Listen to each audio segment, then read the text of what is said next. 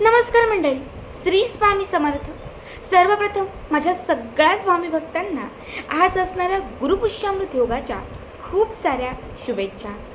भक्तांनो, बघा 21 मे 2026 वार गुरुवार. जेव्हा जेव्हा गुरुवारच्या दिवशी पुष्य नक्षत्र येतं तेव्हा त्या नक्षत्रावर आपण गुरुपुष्यामृत योग साजरा करतो. हा योग क्वचितच कधीतरी पण अत्यंत महत्त्वपूर्ण म्हणून ओळखला जातो. यावर्षी अधिक मासात हा गुरुपुष्यामृत योग आलेला आहे. खूप मौल्यवान किंवा खूप पुण्याचा कालावधी आहे. बघा, आजचा दिवस हा उपाय आणि सेवा करण्यासाठी खूप मोठा आहे. असं म्हटलं जातं की अधिक मासात जेवढ्या जास्त सेवा करता, जेवढे जास्त उपाय करता, जेवढे जास्त धार्मिक कार्य करता तेवढं अधिक पटीने त्याचं तुम्हाला फळ प्राप्त होतं. बघा, गुरुपुष्यामृत योग हा सोनं चांदी खरेदी करण्यासाठी जितका महत्त्वाचा मानला जातो तितकाच महत्त्वाचा हा दिवस आपल्या घरामध्ये लक्ष्मीला स्थिर करण्यासाठी, घरामध्ये बरकत आणण्यासाठी, घरामध्ये अखंड लक्ष्मीची प्राप्ती करण्यासाठी, कर्ज दूर करण्यासाठी, मुलांची आणि आपल्या पतीची प्रगती होण्यासाठी देखील हा दिवस तितकाच मौल्यवान मानला जातो. आज या व्हिडिओमध्ये मी तुम्हाला अत्यंत महत्त्वपूर्ण असे काही उपाय सांगणार आहे. हे उपाय जर आज पुष्य नक्षत्रावरती तुम्ही आपल्या घरामध्ये केले तर नक्कीच तुमच्या घरामध्ये अखंड त्याचा परिणाम तुम्हाला दिसेल. घरामध्ये बरकत राहील, पती मुलांची प्रगती होईल, मुलं शिक्षण घेत असतील तर त्यांना यश मिळेल, नोकरी करत असतील तर त्यांची प्रगती होईल. शिवाय तुमच्या घरामध्ये अखंड लक्ष्मी स्थिर होईल. बऱ्याच वेळा आपण खूप कर्ज काढतो तर त्या कर्जातून तुमची मुक्तता होईल. बघा, सगळ्यात पहिली गोष्ट म्हणजे ज्यांचं गुरुबळ कमकुवत आहे, ज्यांना गुरुची साथ नाही आहे, सतत अपघात घडतात, संकट येतात, त्या प्रत्येक व्यक्तीने गुरुपुष्यामृत योगावरती पिवळ्या रंगाच्या वस्तूंचे दान करावे. कुठल्याही व्यक्तीला, गोरगरीब व्यक्तीनं जर आज तुम्ही पिवळ्या रंगाच्या वस्तूंचे दान केले तर तुमचा गुरुग्रह जो कमकुवत आहे तो मजबूत होईल आणि गुरूंच्या कृपेने तुमच्यावर सतत येणारे कुठलेही आर्थिक किंवा अन्य कुठलेही संकट असेल तर ते टळेल. बऱ्याच वेळा आपल्या घरात भांडणे होतात, आपल्या घरामध्ये वाद होतात, क्लेश होतात, घरात एकोपा नसतो. अशा वेळी गुरुपुष्यामृत योगावर संध्याकाळी किंवा रात्री जेव्हा तुम्हाला जमेल तेव्हा पिवळ्या रंगाची मोहरी आणि 4-5 कापराच्या वड्या आपल्या घराच्या उत्तर किंवा दक्षिण दिशेला जाळाव्या. जर तुम्ही गुरुपुष्यामृत योगावर मोहरी आणि कापूर आपल्या घरात दक्षिण दिशेला जाळला तर आपल्या घरातली बरीचशी भांडणं कमी होतात, घरात एकोपा येतो आणि घरात असणारे वादविवाद मिटू लागतात. प्रत्येक पुष्य नक्षत्रावर तुम्ही हे करू शकता. तिसरी गोष्ट, बऱ्याच वेळा घरावरती खूप कर्ज असते. एक कर्ज फेडण्यासाठी दुसरे कर्ज घ्यावे लागते. एखादा व्यक्ती कर्ज घेतो पण ते कर्ज फेडण्यासाठी घरातले अन्य लोकसुद्धा त्याच्या पाठी लागतात. हे कर्ज फिटण्यासाठी गुरुपुष्यामृत योगाच्या दिवशी तुम्हाला घराच्या 4 कोपऱ्यांना 4 तुपाचे दिवे लावायचे आहेत.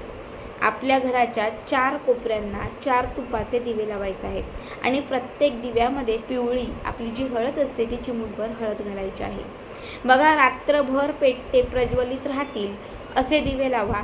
रात्री जाग आली, मध्ये उठलात तर त्या प्रत्येक दिव्यामध्ये थोडंसं तूप घाला. जर तुम्ही पुष्य नक्षत्रावरती संध्याकाळी किंवा रात्री आपल्या घराच्या 4 कोपऱ्यांना जर तुम्ही तुपाचे दिवे लावले तर घरात 4ही दिशांना असणारं दारिद्र्य घराच्या बाहेर जाते. घरामध्ये असणारी जी काही नकारात्मकता आहे ती घराच्या बाहेर जाते. घरामध्ये कर्ज किंवा अन्य कुठलीही आर्थिक काही वाईट परिस्थिती असेल तर ती संपून जाते. पुष्य नक्षत्रावरती तुम्ही म्हणजे जेव्हा जेव्हा तुम्हाला गुरुपुष्यामृत योग मिळतो तर तेव्हा तुम्ही ही सेवा करू शकता. आता अत्यंत महत्त्वपूर्ण उपाय मी तुम्हाला सांगणार आहे. आज दिवसभर रात्रीपर्यंत कुठल्याही वेळात तुम्ही हा उपाय करा. यासाठी तुम्हाला लागणार आहे तांदूळ. 7 तांदळाचे दाणे घ्यायचे. अख्खा जो तांदूळ असतो तो अख्खा तांदूळ. 7ही तांदळाचे दाणे अत्तरात तुम्हाला सुगंधी करायचे आहेत. कुणाकडे हिनात्तर असेल, मोगरा असेल, जाई, जुई, गुलाब कुठलं पण चालेल. फक्त अत्तर घ्या, वाटल्यास हातावर स्प्रेड करा ते अत्तर आणि त्याच्यावरती हे 7 तांदळाचे दाणे असे चोळा. 7ही तांदळाच्या दाण्यांना सुगंधी अत्तर लावल्यानंतर त्याला तुम्हाला लावायची आहे थोडीशी पिवळी हळद. एक चिमूटभर पिवळी हळद तुम्हाला त्यावर लावायची आहे. तांदळाचे 7ही दाणे पिवळे करायचे आहेत. तांदळाचे 7ही दाणे एका वाटीमध्ये ठेवायचे आहेत. पहिला तांदळाचा दाणा उजव्या हातामध्ये घ्यायचा, हाताची मूठ बंद करायची, डोळे बंद करायचे आणि त्याच्यानंतर बघा, त्याच्यानंतर माता लक्ष्मीचं स्मरण करायचं. महालक्ष्मी अष्टकम किंवा श्रीसूक्त किंवा कनकधारा स्तोत्र तिघांपैकी कुठलंही एक स्तोत्र म्हणायचं आणि त्याच्यासोबत एक वेळा आपल्या स्वामी महाराजांचं तारक मंत्र म्हणायचं. एक वेळा माता लक्ष्मीची सेवा आणि एक वेळा आपल्या स्वामींची सेवा, दोनही सेवा करून झाल्यानंतर हा तांदळाचा दाणा आपल्या देवघरात आपल्या गुरूंच्या मूर्तीसमोर म्हणजे स्वामींच्या मूर्तीसमोर, फोटो असेल तर फोटोच्या समोर किंवा जर लक्ष्मीची मूर्ती असेल किंवा फोटो असेल तर त्याच्या समोर हा तांदळाचा दाणा ठेवायचा आहे. पुन्हा दुसरा तांदळाचा दाणा हातात घ्यायचा, पुन्हा एक वेळा माता लक्ष्मीची सेवा आणि एक वेळा तारक मंत्र म्हणून पुन्हा हा तांदळाचा दाणा तिथे ठेवायचा. असे 7च्या 7ही तांदळाचे दाणे एक एक करत अभिमंत्रित करत तुम्हाला समोर ठेवायचे आहेत. यानंतर तुम्हाला तिथे बसून तुमची इच्छा अपेक्षा जे काही असेल ते आपल्या गुरूंना किंवा माता लक्ष्मीला सांगायचं आहे. नंतर पिवळ्या रंगाचं एक छोटंसं वस्त्र घ्यायचं आहे आणि त्या पिवळ्या रंगाच्या वस्त्रामध्ये हे 7ही तांदळाचे दाणे असे उचलून ठेवायचे, त्याला गाठ मारायची, त्याची पोटली तयार करायची आणि ही तयार केलेली जी पोटली आहे ही आज पुष्य नक्षत्रावर रात्री झोपताना आपल्या कुशीखाली ठेवायची. असं म्हटलं जातं की आपलं दुर्भाग्य, आपलं सौभाग्य, आपलं कर्म हे सगळं आपल्या कपाळी लिहिलेलं असतं. जेव्हा आज पुष्य नक्षत्रावर ते हे तांदूळ अभिमंत्रित करताय, तुमच्या गुरूंना किंवा लक्ष्मीला अर्पण करताय आणि त्यानंतर हे मांत्रिक तांदूळ तुम्ही जेव्हा तुमच्या उशीखाली ठेवताय तेव्हा तुमचं हे जे दुर्भाग्य आहे ते सौभाग्यात बदलून जातं. स्वप्नदोष असेल तो निघून जातो. जे काही तुम्ही त्यामध्ये मागता ते त्याच दिवसापासून तुम्हाला मिळायला सुरुवात होते. हे तांदळाचे दाणे तुम्हाला रात्रभर उशीखाली ठेवून दुसऱ्या दिवशी मात्र ते पैशांच्या पाकिटामध्ये आपल्यासोबत किंवा आपली जी लकी जागा असेल त्या ठिकाणी तुम्हाला ठेवायचे आहे. कायम यश तुम्हाला मिळत राहील, बरकत राहील. कायम तुमच्या गुरूंची आणि माता लक्ष्मींची कृपा या तांदळांमार्फत तुमच्या सोबत राहील. पुढचा एक छोटासा उपाय सांगते. आज गुरुपुष्यामृत योगाच्या दिवशी तुमची काही इच्छा सतत अपूर्ण राहत असेल, तुम्हाला जर आज तुमची इच्छा पूर्ण करायची असेल, एक छान पाणीदार नारळ घ्या, त्याला थोडी सालं पण असावी, शेंडी पण असावी, असा नारळ घ्या. हा नारळ स्वच्छ पाण्याने धुवा. या नारळाला पूर्ण पिवळं चंदन लावा. थोडंसं पिवळं चंदन प्लेटमध्ये वगैरे काढून घ्या, त्यात थोडंसं पाणी घाला, चंदन व्यवस्थित मिक्स करा आणि त्या नारळाला ना त्याचं लेपन करा. जसं उंबरठ्याला हळदीचं लेपन करतो तसं सेम त्याचं लेपन नारळाला करा.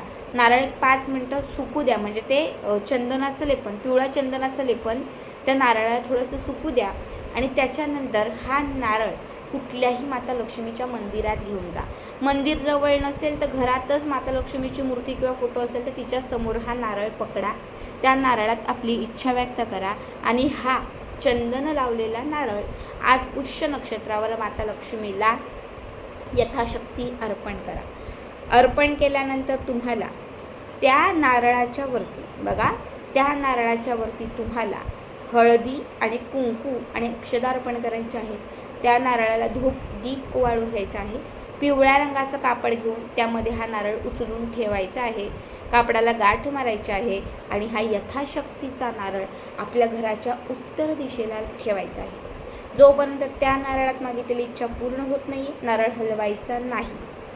जोपर्यंत तुम्हाला यश मिळत नाही, घरात बरकत येत नाही, लक्ष्मीची कृपा होत नाही, घरातलं दुर्भाग्य बदलत नाही, तोपर्यंत तो नारळ आपल्या घराच्या उत्तर दिशेलाच ठेवून द्या. कायम बघा, कायम तुमच्या घरामध्ये सुख येईल, तुमच्या घरात आनंद राहील, कर्ज खूप कमी होत जाईल. या नारळातून तुमच्या घरात एक पॉझिटिव्हिटी, सकारात्मकता राहील.